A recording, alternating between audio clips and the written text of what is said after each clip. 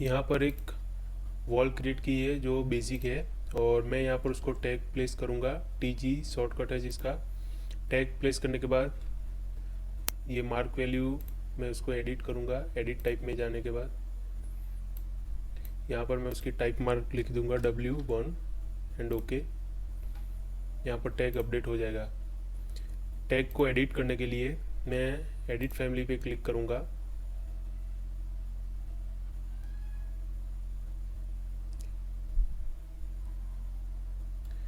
यहाँ पर उसकी रेफरेंस लाइन और वगैरह देखने के लिए मैं वी प्रेस करूँगा, और यहाँ पर एनोटेशन कैटेगरीज में जाकर मैं उसके रेफरेंस प्लेन्स और डायमेंशन को ऑन करूँगा, ताकि मैं यहाँ पर सारे रेफरेंस प्लेन और डायमेंशन को देख सकूँ। फ़िलहाल मुझे इसकी ज़रूरत नहीं है, इसलिए मैं फिर से उसको ऑफ कर देता हूँ, डायमेंशंस को, और यहाँ पर मैं रेफरेंस प्लेन को देख सकता हूँ। लेबल को सिलेक्ट करने के बाद मैं उसको कॉपी करूँगा, सेम फिर से करूँगा,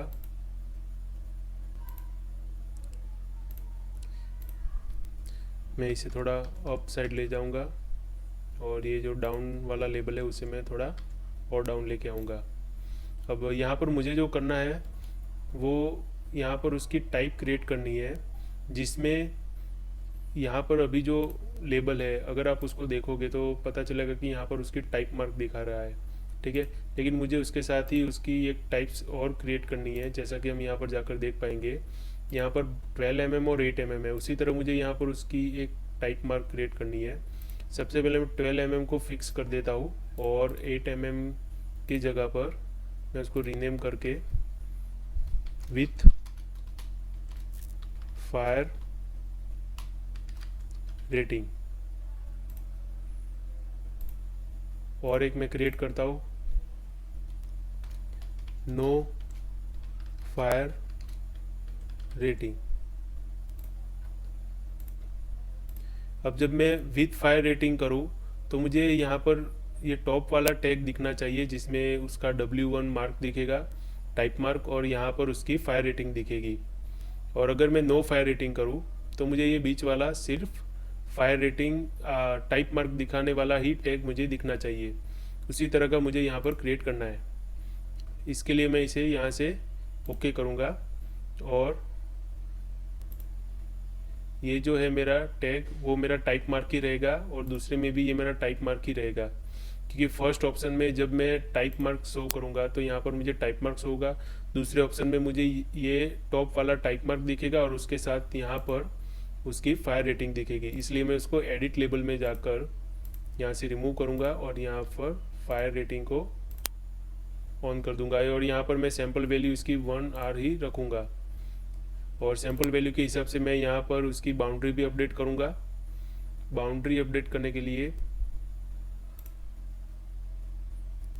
यहाँ पर 12, जब मुझे विथ फायर रेटिंग हो तब मुझे 12 होनी चाहिए उसकी विड्थ, और जब मैं नो फायर रेटिंग हो तब बाय डिफ़ॉल्ट मुझे 8 होगा, तब भी चलेगा 8। और यहाँ पर 12 mm जो है मैं उसको 8 mm ही कर देता हूँ। और इसकी वैल्यू एग्जांपल के लिए अभी कोई इतनी मायने नहीं रखती है। अब यहाँ पर मैं उन दोनों के लिए विजिबिलिटी पैरामीटर्स तीनों के लिए क्रिएट करूँगा कि कौन सा ऑब्जेक्ट किस पैटर्न में दिखना चाहिए। जैसे कि नो में यहाँ पर सिर्फ बीच वाला ही दिखना चाहिए, टॉप बोथ नहीं दिखने चाहिए, ठीक है। तो उसके लिए मैं यहाँ से एडिट एक नया पैरामीटर्स क्रिएट करूँगा। यहाँ पर लिखूँगा नो फायर रेटिंग, और यहाँ पर उसकी टाइप सिलेक्ट कर दूंगा यस नो और ओके।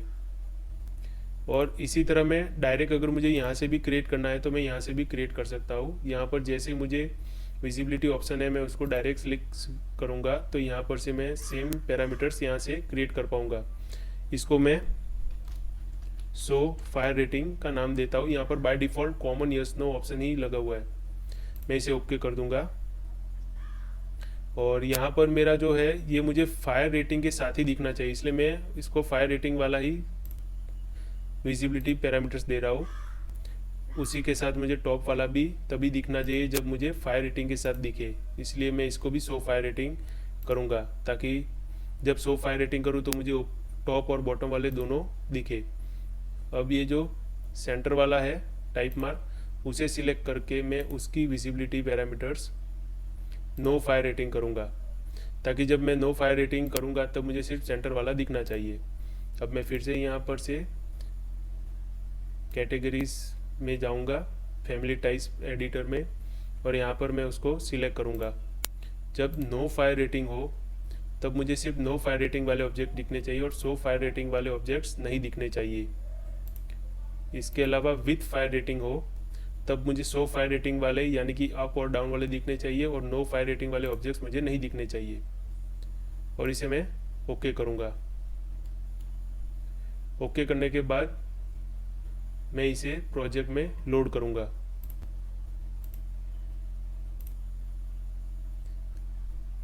यहाँ पर बाय डिफ़ॉल्ट एक ही प्रोजेक्ट है, इसलिए मैं यहाँ पर लोड करूँगा overwrite the existing version.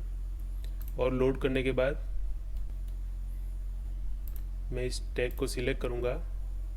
Tag को सिलेक्ट करने के बाद यहाँ पर 12 mm का है। 12 mm में मैंने दोनों को ऑन रखा था, इसलिए यहाँ पर मैं प्रॉब्लम हो रही है। और यहाँ पर मैं नो फायर रेटिंग करूँगा तब मुझे सिर्फ एक ही टैग दिखेगा। और अगर मैं विथ फायर रेटिंग करूँगा तो मेरा वो 12 mm के हिसाब से स्क्वायर भी बढ़ जाएगा और मुझे ये दोनों फायर रेटिंग दिखेगी। और यहाँ पर मैं इसकी फायर रेटिंग ऐड कर दूँगा 1.25 आवर्स एंड ओके। तो इस तरह मैं इसको देख पाऊँगा। इसके अलावा मैं फिर से उसको एडिट करूँगा। जब मेरा 12 mm होता था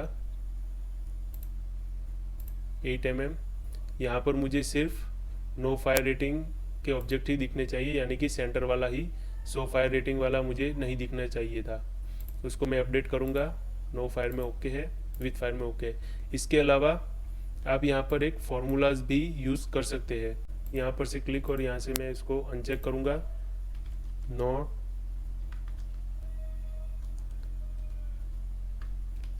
no fire rating and okay. अब ये यहाँ पर ये बाय डिफ़ॉल्ट इसकी वैल्यू को ले लेगा और यहाँ पर ऑपोजिट में जहाँ पर मैंने दोनों क्लिक किए थे यहाँ पर ये ऑटोमेटिक उसके हिसाब से अपडेट कर लेगा। तो इस तरह हम इस फॉर्मूला को यूज़ कर सकते हैं। इसके अलावा भी आप ऑनलाइन अगर देखना चाहे तो डिफरेंट काइंड्स ऑफ फार्मूलाज को आप यूज़ कर सकते हैं, जिसके एग्जांपल आपको knowledge.autodesk.com पर मिल जाएंगे। आपको वहाँ पर लिखना है कि valid formula syntax and abbreviation. यहाँ पर जो भी फार्मूलाज है वो देख सकते हैं। इसके अलावा अगर कंडीशनल स्टेटमेंट्स और फार्मूलाज भी देखने हैं तब भी आप यहाँ पर देख सकते हैं। फॉर एग्जांपल इफ़ के साथ यूज़ होने वाले सारे पैरामीटर्स, इफ़ और लॉजिकल एंड, लॉजिकल और, वो आप यस नो कंडीशन वाले भी फार्मूलाज आप यहाँ पर देख सकते हैं। और मैं इसे ओके करूँगा और लोड करूँगा।